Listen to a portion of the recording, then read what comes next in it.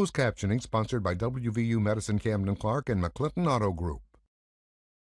Live from our studios at One Television Plaza, this is WTAP News at 6. West Virginia's governor is coming to Parkersburg tomorrow to sign a bill. Good evening and thank you for joining us. I'm Phyllis Smith. New tonight, West Virginia Governor Patrick Morrisey will be visiting Guyon Elementary School tomorrow. According to a news release, he is signing House Bill 2802. The bill is related to in-service training credits for law enforcement officers. It will allow officers to substitute as many as 8 of their required 16 hours of annual in-service training for hours served on site in a school safety program.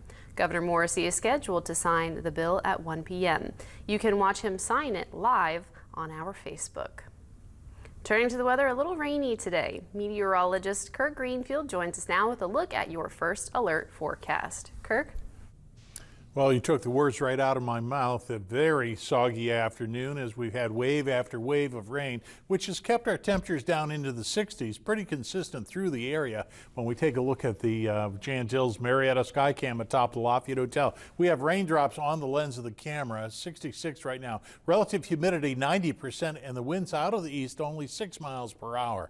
Well, what we're watching, the rain returned this afternoon, tracking more storms as we get later on in the week. And the 80s will be on pause till probably about Thursday.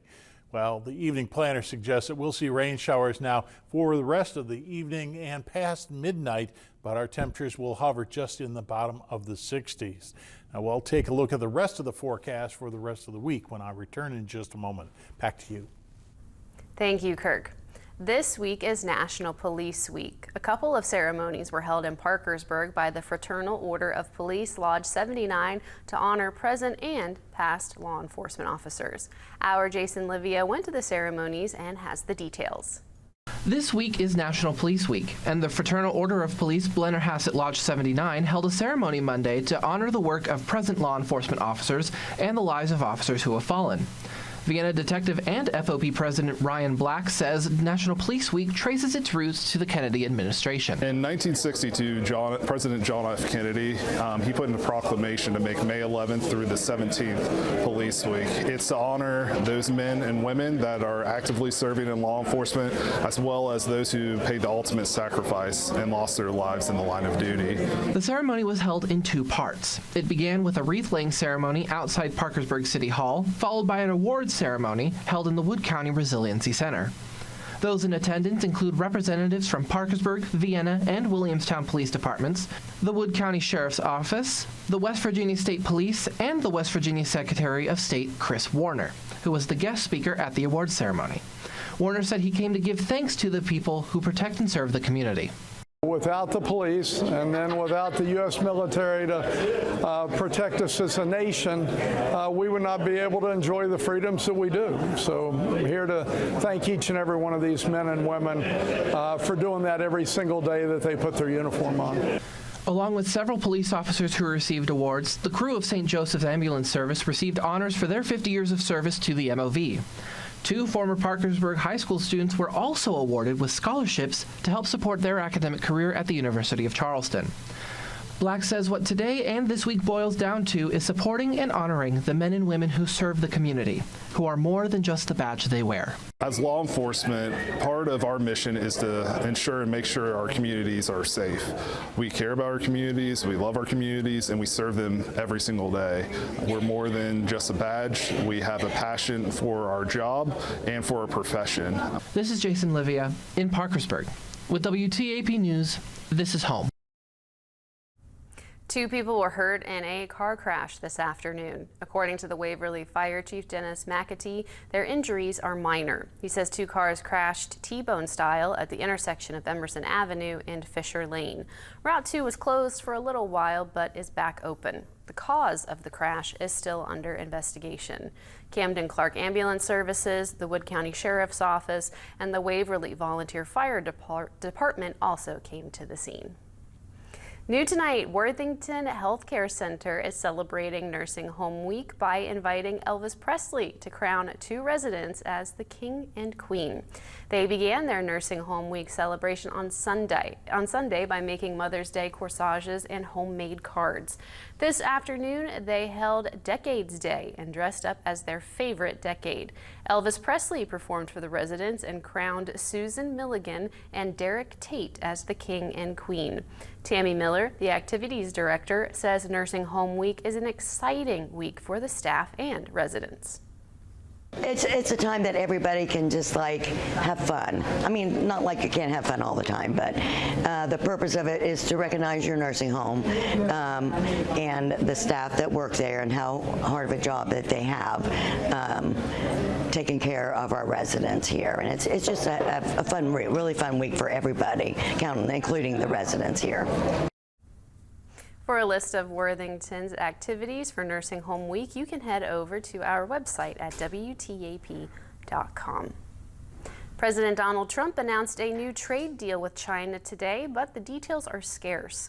According to the Treasury Secretary, the deal would reduce the 145% tax on Chinese goods to 30%. China will allegedly lower their tariffs on U.S. goods from 125% to 10%. We go to what we did with China, the trade deal, and with UK, and by the way, many other deals are coming in very much. At a certain point, we'll just set the price because we know where we are, but we'll just set the price. But world trade is going to be terrific, and our country is going to be making a lot of money. China's Commerce Ministry has called the agreement, quote, an important step for the resolution of the two countries. Fair Plains Elementary School students got a smoke alarm for free in honor of a tragedy that struck one family in January. According to Fair Plains school nurse Alyssa Shepler, 104 smoke alarms were passed out to the students. She said she and the Fair Plains staff got together to raise money for this initiative after a former Fair Plains family lost their house in January of this year. She said she hopes parents will work with students to install the detectors and make plans in the event of a fire. So each student today will be coming home with a smoke detector, and we hope that their parents will work with them in installing it, and they understand about changing the batteries twice a year, and they also understand about the importance of the plan for the family. She said Parkersburg firefighter Patrick Smith came to the school today to talk with the kids about the detectors. Today is the first day of National Salvation Army Week, which will run until May 18th. The Parkersburg Salvation Army has been serving the community by running a homeless shelter, a food pantry, and more. They are handing out donuts to police departments and fire stations, along with handing out free hot dogs to the community for National Salvation Army Week. Lieutenant Anthony Rao says he loves seeing the families they serve live better lives after coming to them for help. Seeing people come out of the shelter and getting back on their feet and getting back in housing, getting their jobs, getting their IDs, that's what it's all about. That's what we're here for. But we can't do any of that without the community. So that's why we say thank you to the community, and that's why we do the things we do for the community. So. For more information about their events this week, you can head over to WTAP.com. A group of women in Iowa are dedicating time every month to help women thousands of miles away. Local News Live's Taylor Deckert shares more about the mission and how they're putting their sewing machines to good use. A group of women from 5 different churches come together on the second Monday of the month to sew feminine hygiene dignity kits. These are for young women in South Africa, giving the girls protection so they can attend school. When they have their period, they are not allowed to be out in society. They are isolated at home. A lot of them need to sit on cardboard. They miss a full year of school because of missing 1 week a month. Each kit is handmade, starting as a scrap of fabric made into kits with several pieces of bases and inserts. I think it's wonderful. My first reaction was, well, why can't we just send them product? Well, they don't have any way to dispose it. There's no garbage pickup and the animals will get to it.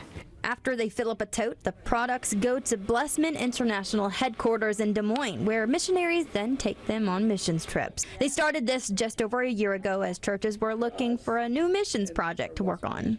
About 3 of us all at once going, that's a project we could do. There's a job for everyone wanting to get hands-on.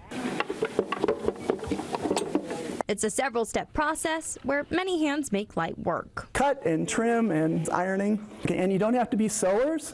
Each meeting, they try to knock out 15 to 20 in a session. Each kit is intended to last a young woman 3 years, so they're putting forth their best work each month. We need to sew like it's looking for blue ribbons at the state fair. Still ahead, President Trump signed an executive order that he says will slash the cost of prescription drugs. An overcast and damp day with drizzle and rain to start our work week. That's next.